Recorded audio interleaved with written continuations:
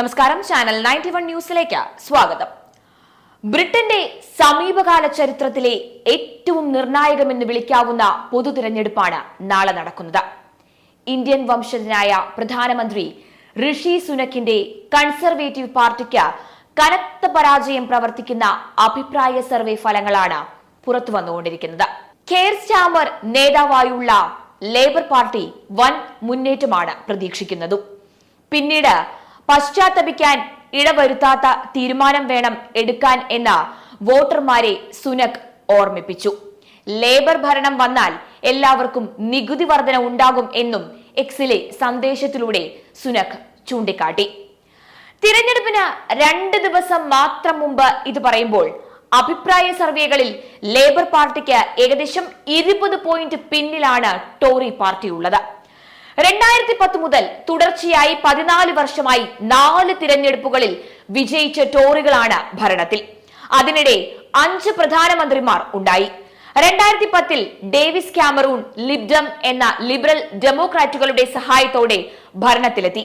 2015 ഒറ്റയ്ക്ക് ഭരിക്കാനുള്ള ഭൂരിപക്ഷം കിട്ടിയെങ്കിലും യൂറോപ്യൻ യൂണിയനിൽ നിന്ന് ബ്രിട്ടൻ പിന്മാറുന്നതിനെ അനുകൂലിച്ച ജനഹിതത്തെ തുടർന്ന് കാമറൂൺ രാജിവെച്ചു. പിന്നീട് മാർഗരറ്റ് താച്ചറിന് ശേഷം ബ്രിട്ടൻ മറ്റൊരു വനിതാ പ്രധാനമന്ത്രിയെ കണ്ടു. പാർട്ടിയിലെ തന്നെ ബ്രെക്സിറ്റ് വിരുദ്ധരുടെ എതിർപ്പ് മറികടക്കാൻ 2017 ജൂണിൽ തെരേസ മേ ഇടക്കാല തിരഞ്ഞെടുപ്പ് നടത്തി. എങ്കിലും ഉണ്ടായിരുന്ന ഭൂരിപക്ഷം കൂടി നഷ്ടമാകുകയായിരുന്നു. ചെറിയ ചില പാർട്ടികളുടെ പിന്തുണയോടെ ഭരണം തുടർന്നുവെങ്കിലും ബ്രിട്ടനെ യൂറോപ്യൻ യൂണിയനിൽ നിന്ന് പുറത്തു കൊണ്ടുവരുന്ന ചർച്ചകളിൽ വഴിമുട്ടി മേ രാജിവെച്ചു.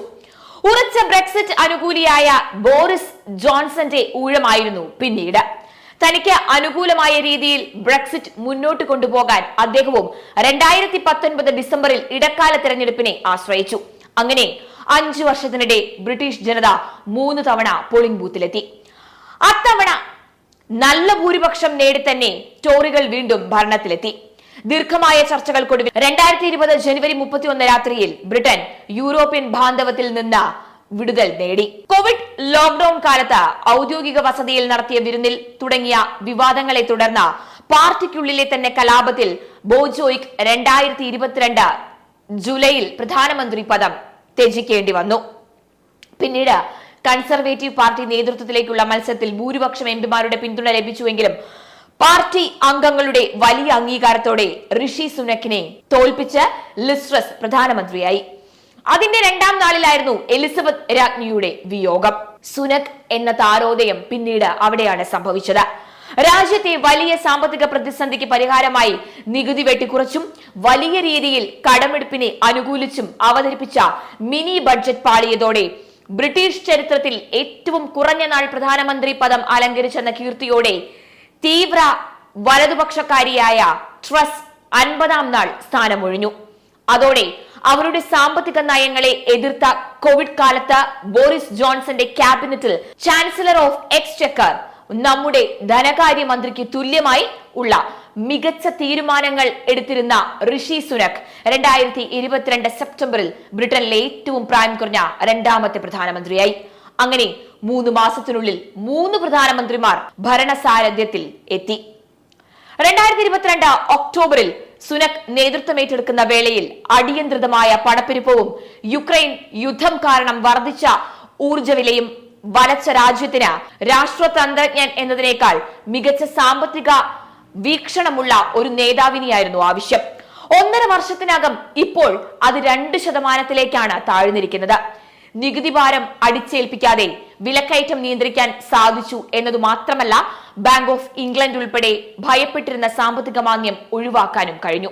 2019 ശേഷം നടന്ന 11 ഉപതെരഞ്ഞെടുപ്പുകളിലാണ് കൺസർവേറ്റീവ് പാർട്ടി പരാജയമറിഞ്ഞത്. അതിൽ 7ഉം സുനക് നേതൃത്വം ഏറ്റെടുത്തതിന് ശേഷമാണ്. കഴിഞ്ഞ തെരഞ്ഞെടുപ്പിൽ വലിയ ഭൂരിപക്ഷത്തിൽ ജയിച്ചവയും വർഷങ്ങളായി ടോറികളുടെ കുത്തകയായിരുന്നവയും ഒക്കെ വലിയ വ്യത്യാസത്തിലാണ് ലേബർ പാർട്ടി കൈയടക്കിയത്.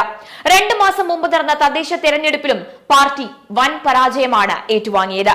തീവ്ര ഇടതുപക്ഷക്കാരനായ ജെറേമി കോബിന്റെ നേതൃത്വത്തിലാണ് കഴിഞ്ഞ തെരഞ്ഞെടുപ്പിൽ ലേബർ പാർട്ടി പരാജയപ്പെട്ടത്. പിന്നീട് നേതൃത്വത്തിലെത്തിയ കെയർ സ്റ്റാമറിന്റെ ഇടതുപക്ഷത്തേക്ക് വ്യതിചലിച്ച് നയങ്ങളെ വലത്തേക്ക് നീക്കാനുള്ള അത്യുത്സാഹം കുടിയേറ്റം, വിദേശ നയം തുടങ്ങി പല വിഷയങ്ങളിലും ടോറികളുടെ കാഴ്ചപ്പാടുകളുമായി വലിയ വ്യത്യാസമില്ല എന്നതിനാലാണ് അത് കലാശിച്ചിരിക്കുന്നത്. 2010 കൺസർവേറ്റീവ് പാർട്ടിയുമായി 5 വർഷം ഭരണം പങ്കിട്ട ലിബറൽ ഡെമോക്രാറ്റുകളാണ് മറ്റൊരു പ്രധാന പാർട്ടി. തെക്കൻ മേഖലകളിലെ ചില കൺസർവേറ്റീവ് സീറ്റുകൾ പിടിച്ചെടുത്ത് നേട്ടം കൊയ്യാമെന്നാണ് ലിബ് ഡമ്മിന്റെ കണക്കുകൂട്ടൽ. സർവേകൾ പ്രവചിക്കുന്നത് പോലെ വലിയ വെല്ലുവിളി തന്നെയാണ് കൺസർവേറ്റീവ് പാർട്ടി അഭിമുഖീകരിക്കുന്നത്. അത്ഭുതങ്ങളൊന്നും സംഭവിച്ചില്ല എങ്കിൽ മാന്യമായ നിലയിലുള്ള തോൽവി പോലും ദുഷ്കരം എന്നതാണ് സ്ഥിതി. കിയർ സ്റ്റാമറിന്റെ നേതൃത്വത്തിൽ ലേബർ പാർട്ടി അധികാരത്തിൽ എത്തുമെന്ന് എതിർ പാർട്ടികൾ പോലും അംഗീകരിച്ച മട്ടാണ് ഇപ്പോഴുള്ളത്. ആകെയുള്ള 650 നിയോജക മണ്ഡലങ്ങളിൽ 543 എണ്ണവും ഇംഗ്ലണ്ടിലാണ്. പോളിംഗ് കഴിഞ്ഞ വോട്ടുകൾ എണ്ണിത്തിട്ടപ്പെടുത്തി അടുത്ത ദിവസം തന്നെ ഉച്ചയോടുകൂടി എന്തായാലും നമുക്ക് ഫലമറിയാം. അത് കാത്തിരുന്നു തന്നെ കാണാം.